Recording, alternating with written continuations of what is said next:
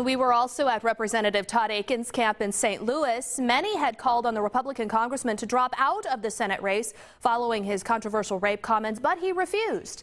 Mitch Weber continues our team coverage this morning with more on Akin's concession speech. Good morning, guys. And just like his supporters, the only time we got a chance to hear from Todd Akin last night was during his concession speech. Once he left the stage, that was the last we saw of him. Not what I expected. I always said, don't trust those polls, and that's been true.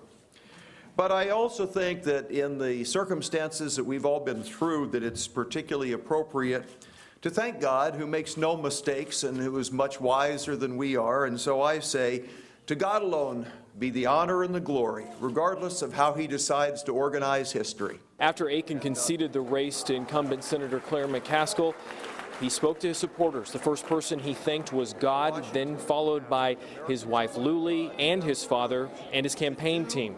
He also went on to thank those who risked their reputations to support him after the controversial comment he made back on August 19th about legitimate rape.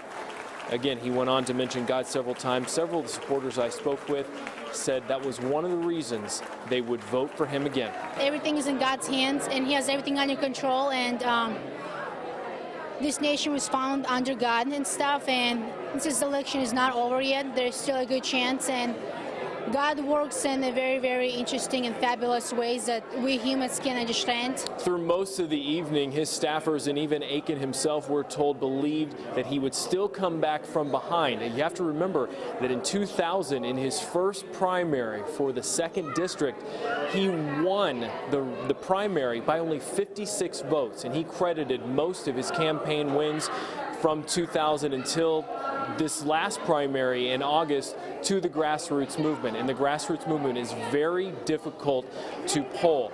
But of course, now that we're after the election, we can tell that those polls were pretty much right on to how this election turned out. Reporting in Chesterfield, Missouri, Mitch Weber, 41 Action News.